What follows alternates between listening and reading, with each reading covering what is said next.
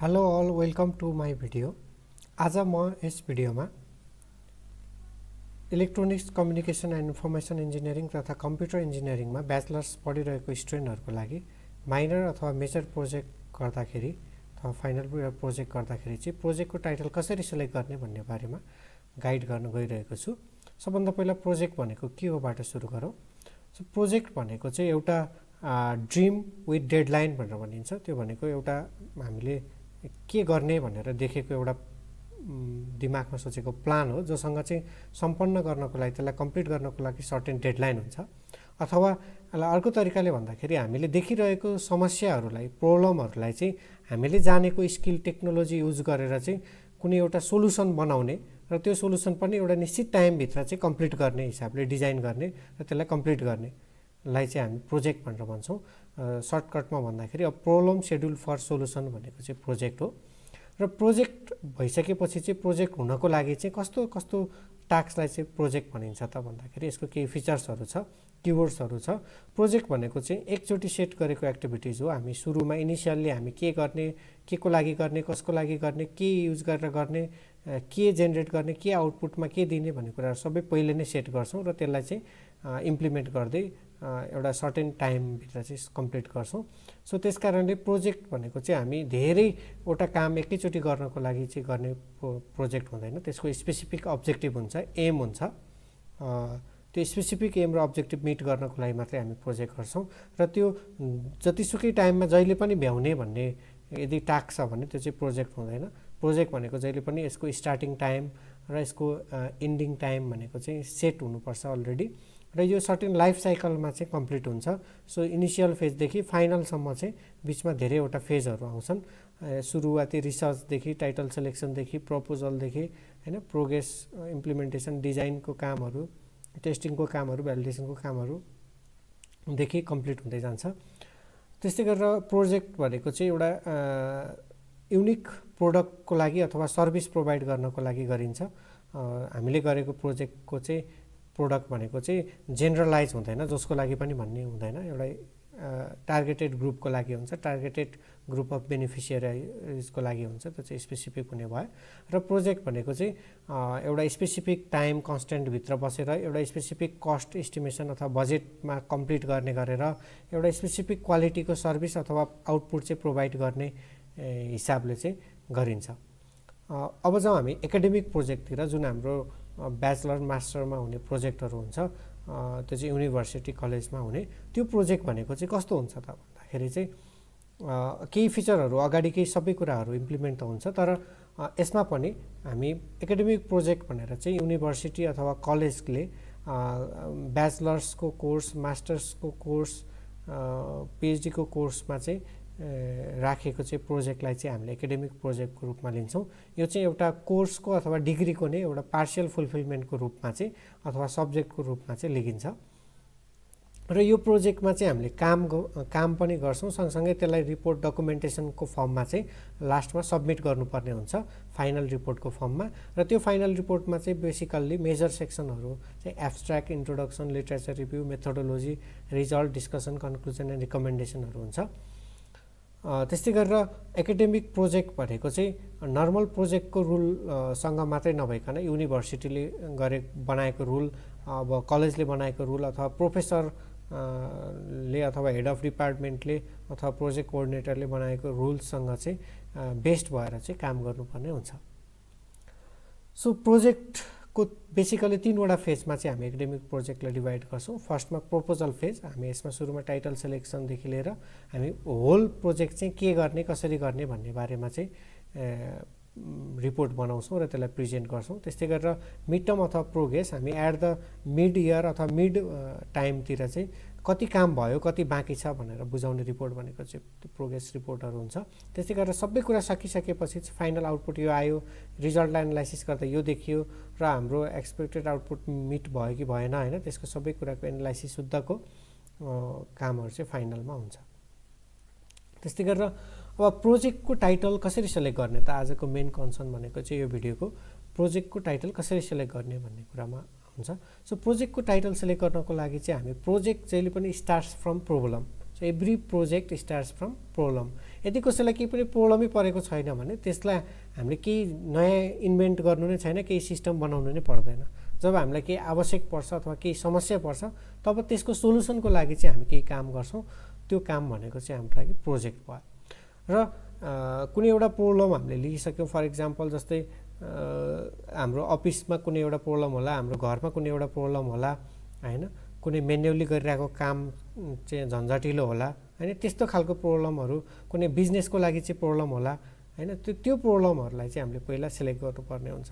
So त्यो कुन चाहिँ प्रब्लमको लागि चाहिँ हामीले हाम्रो टेक्निकल भ्यूबाट हाम्रो डिग्री जुन हामीले पढेको छौँ, हामीले इलेक्ट्रोनिक्स इन्जिनियर अथवा कम्प्युटर इन्जिनियर छौँ भने त्यो डिग्रीले त्यो प्रब्लमलाई कसरी एड्रेस गर्न सक्छ होइन, के सिस्टम बनाएर चाहिँ त्यो प्रब्लम एड्रेस हुन्छ भनेर चाहिँ बनाउने भनेको चाहिँ त्यो अब हामीले के बनाउँदाखेरि चाहिँ हुन्छ त भन्दाखेरि चाहिँ टु डिजाइन द दिस भन्ने कुरा चाहिँ हाम्रो के हो त मेन अब्जेक्टिभ हुन्छ होइन। टु डिजाइन दिस अथवा टु एनालाइसिस अफ दिस भन्ने चाहिँ हाम्रो मेन अब्जेक्टिभ हुन्छ, त्यो प्रोजेक्टको अब्जेक्टिभ हुन्छ।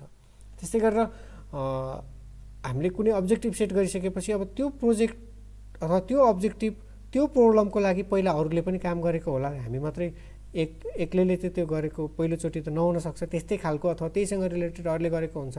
त्यसलाई चाहिँ एकचोटि मजाले सर्च गर्नु पर्यो, डिफ्रेन्ट वेबसाइट्सहरूमा, डिफ्रेन्ट रिपोर्टहरूमा, डिफ्रेन्ट पेपर्सहरूमा, रिसर्च पेपर्सहरूमा चाहिँ त्यो अलरेडी प्रिन्टेड फर्ममा अथवा अनलाइन फर्ममा चाहिँ आइसकेको हुन्छ भने त्यसलाई चाहिँ मजाले रिसर्च गरेर चाहिँ हेर्नु पर्यो, अरूले कसरी गरेको थियो, के गरेको थियो, के को लागि गरेको थियो, उनीहरूको आउटपुट कस्तो आएको थियो, उनीहरूको प्रोजेक्टलाई चाहिँ कसरी इन्हान्स गर्न सकिन्छ, फ्युचर इन्हान्समेन्टहरू के थियो भन्ने कुराहरूको बारेमा रिसर्च गर्नु पर्यो। र अब आफ्नो अब्जेक्टिभ सेट गर्नको लागि जुन आफ्नो अब्जेक्टिभ रिक्वायरमेन्ट छ त्यसलाई फुलफिल गर्नको लागि चाहिँ आफूले कुन मेथोडोलोजी युज गर्ने, कुन एल्गोरिदम युज गर्ने, कुन हार्डवेयर युज गर्ने, कुन चाहिँ प्रोसेसर युज गर्ने, कुन टेक्नोलोजी युज गर्ने भन्ने कुराहरू चाहिँ मेथोडोलोजी हो। सो त्यो पार्ट चाहिँ हामीले रिसर्च गर्छौँ। त्यो रिसर्च गरिसकेपछि चाहिँ हामीले सेट गरेको प्रब्लम, हामीले सेट गरेको अब्जेक्टिभ, हामीले सेट गरेको मेथोडोलोजी चाहिँ फिजिबल छ कि छैन त होइन। हामीले जुन अझ प्रोजेक्टको अगाडि नै भनिसक्यो, टाइम इस्टिमेसन गरेको टाइम फिजिबल छ कि छैन, सेड्युल फिजिबल छ कि छैन होइन, हामीले गरेको मेथोडोलोजीबाट गर्ने अपरेसन फिजिबल छ कि छैन, कस्ट फिजिबल छ कि छैन भन्ने कुराहरू चाहिँ फिजिबल स्टडी गरिसकेपछि सबै कुरा ठिक छ भनेपछि चाहिँ आफ्नो मेन्टर, सिनियरहरू, साथीहरूसँग चाहिँ कन्सल्ट गरेर चाहिँ ल यो गर्दाखेरि चाहिँ ठिक हुन्छ भन्ने भइसकेपछि चाहिँ बल्ल हामी प्रपोजल लेख्न सुरु गर्छौँ। सो यसलाई चाहिँ अब डिफ्रेन्ट एप्रोचबाट पनि हेर्न सकिन्छ। अब हामीले प्रोजेक्ट टाइटल सेलेक्ट गर्दाखेरि चाहिँ के कुरामा ध्यान दिने त, हामीले सेलेक्ट गरेको प्रोजेक्ट चाहिँ के हुनुपर्छ त भन्दाखेरि एउटा हाम्रो स्किल युज हुनुपर्छ। एज अ म कम्प्युटर इन्जिनियर छु भने मेरो प्रोग्रामिङ स्किल त्यसमा युज भएको हुनुपर्छ। प्रोग्रामिङमा पनि कुन चाहिँ ल्याङ्ग्वेज युज गर्ने, म कुनमा चाहिँ मलाई चाहिँ आउँछ होइन, त्यो खालको स्किल अथवा कुन चाहिँ प्रोग्राम चाहिँ मैले सिक्दाखेरि चाहिँ त्यो गर्न सक्छु भन्ने हिसाबले हुनुपर्छ भने अर्को चाहिँ त्यसमा प्यासन पनि हुनुपर्छ। मलाई चाहिँ इन्ट्रेस्टेड नभएको फिल्डमा प्रोजेक्ट गऱ्यो भने पनि त्यसमा जबरजस्ती गरेको फिल भयो भने पनि त्यो प्रोजेक्टको राम्रो आउटपुट आउँदैन र त्यसलाई धेरै टाइम पनि दिन मन लाग्दैन। जति धेरै टाइम हामीले प्रोजेक्टमा दियो त्यति राम्रो आउटपुट आउने हो। र अर्को भनेको चाहिँ हामीले गरेको प्रोजेक्ट एकदमै राम्रो पनि छ, प्यासन पनि छ, स्किल पनि युज हुन्छ, तर त्यो मार्केटलाई कामै छैन, भोलि कुनै पनि बेनिफिसियरलाई त्यो प्रोजेक्ट कामै छैन बनाएर, युजफुलै छैन भने त्यो पनि काम भएन। त्यस कारणले स्किल, मार्केट र प्यासनको इन्टरसेक्सन गर्दाखेरि चाहिँ जे प्रोजेक्ट टाइटल चाहिँ म्याच हुन्छ त्यो प्रोजेक्ट टाइटल चाहिँ चुज गर्नुपर्ने हुन्छ। सो एनदर एप्रोचबाट हेर्ने हो भने चाहिँ प्रोजेक्ट टाइटल चुज गर्दाखेरि चाहिँ जेनरली ब्याचलर्स प्रोजेक्टहरू भनेको ग्रुप प्रोजेक्ट हुन्छ, 4-5 मेम्बर्सहरू चाहिँ एउटा ग्रुपमा हुन्छ भने त्यो 4-5 मेम्बर्सलाई चाहिँ त्यो स्पेसिफिक टाइमभित्र चाहिँ कम्प्लिट गर्नको लागि चाहिँ ब्यालेन्सिङ गर्नुपर्ने हुन्छ। सो हामीले टाइम ब्यालेन्स गर्नुपर्ने हुन्छ। 6 महिनाको प्रोजेक्ट हो भने 6 महिनामा कम्प्लिट हुने गरेर हामीले वर्कलोड राख्नुपर्ने हुन्छ। अनि 1 वर्षको हो भने 1 वर्षमा कम्प्लिट हुने गरेर वर्कलोड हुने गरेर प्रोजेक्ट टाइटल सिलेक्ट गर्नुपर्छ। अब वर्कलोड पनि हाम्रो मेम्बरको सबै मेम्बरलाई चाहिँ पुग्ने गरेर चाहिँ वर्कलोड डिफाइन गरेको हुनुपर्छ। र यसरी काम गर्दाखेरि चाहिँ फेरि पुरानो प्रोजेक्ट चाहिँ कसैले केही गरेको थियो भने त्योसँग रिलेटेड त्यही जस्ताको तस्तै गरेर चाहिँ त्यसलाई चाहिँ प्रोजेक्ट नयाँ चाहिँ एक्सेप्ट गरिँदैन, किनभने त्यसमा केही न केही कुराहरू चाहिँ आफ्नो न्युनेस हुन्छ। त्यो न्युनेस हामीले गरेको कुराको चाहिँ बढी वर्कलोड हुन्छ, किनभने अरूले गरिसकेको कुरालाई इम्प्लिमेन्ट गर्न थोरै टाइम भए पनि पुग्छ, तर नयाँ कुराहरू केही थप्नको लागि चाहिँ त्यसलाई भेरिफाई टेस्टिङ गर्नको लागि चाहिँ टाइम लाग्छ। त्यो कारणले न्युनेस पनि अनिवार्य छ। सो यो न्युनेसलाई वर्कलोड, ग्रुप मेम्बरको वर्कलोड र टाइम कन्स्टेन्टभित्र रहेर चाहिँ ब्यालेन्स गरेर चाहिँ काम गर्न मिल्ने गरेर चाहिँ हामीले प्रोजेक्ट टाइटल सिलेक्ट गर्नुपर्ने हुन्छ। र यसरी सिलेक्ट गरेको टाइटल चाहिँ फिजिबल छ कि छैन त भनेर पहिला स्टडी गर्नुपर्छ। कुनै भ्यालिडै नभएको, पोसिबल नै नभएको प्रोजेक्ट चाहिँ सिलेक्ट गरेर भोलि चाहिँ बिचमा गएर चाहिँ अड्किनु हुँदैन। त्यसको लागि चाहिँ हामीले पहिला फिजिबिलिटी स्टडी गर्नुपर्छ। फिजिबिलिटी स्टडीमा चाहिँ हामीले टेक्निकल फिजिबिलिटी, जस्तै हामीलाई एभाइलेबल रिसोर्सेस अथवा टेक्नोलोजी, हामीलाई एभाइलेबल टुल कम्पोनेन्टहरू, हामीलाई एभाइलेबल चाहिँ टेक्नोलोजी युज गरेर चाहिँ हामीले चाहिँ प्रोजेक्ट गर्नु सक्छौँ कि सक्दैनौँ त, त्यो प्रोजेक्ट कम्प्लिट गर्न सक्छौँ कि सक्दैनौँ, किनभने हाम्रो कलेजसँग अथवा हामीसँग चाहिँ लिमिटेड टेक्नोलोजी छ। त्यसै गरेर हामीले सेट गरेको मेथोडोलोजी युज गरेर हामीले सेट गरेको अब्जेक्टिभ गेन गर्न सकिन्छ कि सकिँदैन, हामीले कुन तरिकाले चाहिँ गर्छौँ। अब त्यो यदि सकिँदैन भने हामीले मेथोडोलोजी अर्कै राख्नुपर्ने हुनसक्छ। त्यसरी चाहिँ अपरेसनल फिजिबिलिटी टेस्ट गर्न सक्छौँ। त्यस्तै हामीले बनाएको टाइम सेड्युलभित्र हामीले सेट गरेको प्रोजेक्ट चाहिँ कम्प्लिट हुन पोसिबल छ कि छैन भनेर सेड्युल फिजिबिलिटी गर्छौँ। त्यस्तै गरेर हामीसँग भएको कस्ट अथवा हामीसँग एभाइलेबल भएको अथवा हामीलाई कलेजले प्रोभाइड गर्ने कस्टभित्र चाहिँ त्यो प्रोजेक्ट बन्छ कि बन्दैन भनेर इकोनोमिकल फिजिबिलिटी टेस्ट गर्न सकिन्छ। अथवा हामीले गर्न लागेको प्रोजेक्ट चाहिँ लिगल छ कि छैन, हामीले इलिगल डाटाहरू युज गरेर प्रोजेक्ट गर्नु भएन, इलिगल फ्रिक्वेन्सीहरू युज गरेर चाहिँ हामीले वायरलेस कम्युनिकेसनहरू गर्नु भएन हैन। सो सबै कुराहरू लिगल हुनु पर्यो हैन। त्यसरी चाहिँ लिगल फिजिबिलिटी हामीले टेस्ट गर्नुपर्ने हुन्छ। सो यदि टेक्निकल फिजिबिलिटी पनि छ, अपरेसनल फिजिबिलिटी पनि पोसिबल छ, सेड्युलिङ फिजिबिलिटी पनि पोसिबल छ, इकोनोमिक फिजिबिलिटी पनि पोसिबल छ, लिगल फिजिबिलिटी पनि पोसिबल छ भने बल्ल त्यो प्रोजेक्ट चाहिँ हामीले अगाडि बढाउन सक्छौँ। नत्र भने चाहिँ हामी फेरि अर्को प्रोजेक्ट सर्च गर्नुपर्ने हुन्छ। सो यसरी प्रोजेक्ट सर्च गर्दाखेरि एउटा एप्रोच भयो भने अब अर्को एप्रोच तरिकाले भनेको चाहिँ कसरी सकिन्छ त भन्दाखेरि सबभन्दा पहिला चाहिँ हाम्रो इन्ट्रेस्ट अथवा रिलेटेड फिल्ड अथवा निस के छ भनेर सेलेक्ट गर्ने। त्यो सेलेक्ट गरिसकेको निस भित्र चाहिँ अरूले के प्रोजेक्टहरू गरेको छ त्यसलाई रिसर्च गर्ने र ग्रुपमा डिस्कस गर्ने। त्यो डिस्कस गर्दाखेरि चाहिँ आफूले पोसिबल भएको 3 देखि 5 सम्मको प्रोजेक्ट टाइटलहरूको बारेमा चाहिँ अझ मोर डिटेलमा चाहिँ रिसर्च गर्ने। सो सुरुमा हामीले आफ्नो इन्ट्रेस्टसँग रिलेटेड, फिल्डसँग रिलेटेड, जस्तो मैले इमेज प्रोसेसिङ भनेर सेलेक्ट गरेँ आफ्नो निस भने त्यो इमेज प्रोसेसिङसँग रिलेटेड त हजारौँवटा प्रोजेक्ट हुनसक्छ। त्यसमध्ये पनि आफूले गर्न चाहेको अथवा आफ्नो स्किलले अथवा अहिलेको मार्केट डिमान्ड भएको चाहिँ 3 to 5 प्रोजेक्ट टाइटलहरू सेलेक्ट गर्ने र त्यो टाइटल सेलेक्ट गरेकोलाई चाहिँ हामीले अलिकति ब्रिफ रिसर्च गर्ने। जस्तै त्यसको कन्सेप्ट हैन, त्यसको मेथोडोलोजी, त्यसको चाहिँ फ्युचर इन्हान्समेन्टहरू के छ हैन, त्यसको बारेमा रिसर्च गर्ने र रिसर्च गरिसकेपछि ठिक छ भने त्यसलाई चाहिँ फिजिबिलिटी स्टडी गर्ने। अघि भनेको सबै पोइन्टहरूमा चाहिँ सबै पोइन्टहरू चाहिँ फिजिबल छ भन्ने चाहिँ अब बल्ल के गर्ने त भन्दाखेरि आफ्नो ग्रुपसँग कन्सल्ट गर्ने, मेन्टरसँग कन्सल्ट गर्ने र त्योसँग मिल्ने गरेर एउटा टार्गेट सेट गरेर, एउटा अब्जेक्टिभ सेट गरेर चाहिँ प्रपोजल बनाउने र त्यो प्रपोजलमा चाहिँ आफूले सेलेक्ट गरेको टाइटल राख्नु पर्यो। र यसरी टाइटल सेलेक्ट गर्दाखेरि डिफ्रेन्ट एप्रोचबाट सेलेक्ट गर्न सकिन्छ। एउटा भनेको चाहिँ हामीले बेस्ड अन प्रोब्लमको बेस्डमा चाहिँ टाइटल सेलेक्ट गर्ने। अर्को भनेको बेस्ड अन निस सेलेक्सन गरेर त्यहाँबाट प्रोजेक्ट टाइटल सेलेक्ट गर्ने। अर्को भनेको बेस्ड अन एप्लिकेसन र लास्टमा मैले मेथोडोलोजी भनेको छु। योभन्दा अरू एप्रोचहरू पनि हुन्छ, त्यो मेजरली मैले 4वटा एप्रोचहरूलाई लिन लागेको छु। जस्तै प्रब्लम्सको बेस्डमा चाहिँ कसरी टाइटल सेलेक्ट गर्ने त भन्दाखेरि चाहिँ प्रब्लमहरू हामीले जुन देखिरहेको हुन्छ, हाम्रो घरमा प्रब्लम देखिरहेको हुन्छ, आफैले केही प्रब्लमहरू फेस गरेको हुन्छ, केही अफिसमा प्रब्लम हुन्छ अथवा कुनै गभर्मेन्ट अफिसमा प्रब्लम हुन्छ अथवा बिजनेसमा प्रब्लम हुन्छ, त्यो देखिरहेको अरूलाई समस्या परेको देखिरहेको छ भने चाहिँ अब हामीले हाम्रो वेबाट, हाम्रो टेक्नोलोजी, हाम्रो स्किल युज गरेर कसरी त्यसलाई सोल्भ गर्न सकिन्छ भनेर चाहिँ त्यहाँबाट प्रोजेक्ट टाइटल सेट गर्ने। जेनरली इनोभेटिभ प्रोजेक्टहरू चाहिँ प्रब्लम्सबाटै आउँछ हैन।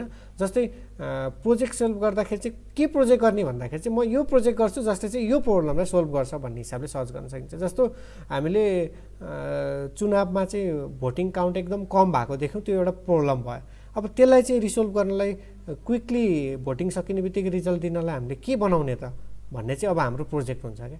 त्यस्तै गरेर कहीँ पार्किङ सिस्टम एकदम अनम्यानेज देखिरहेछ भने त्यसलाई म्यानेज गर्नको लागि चाहिँ अटोमेसन गर्नको लागि चाहिँ के प्रोजेक्ट गर्न सकिन्छ त, त्यसपछि प्रोजेक्टको टाइटल आउँछ हैन।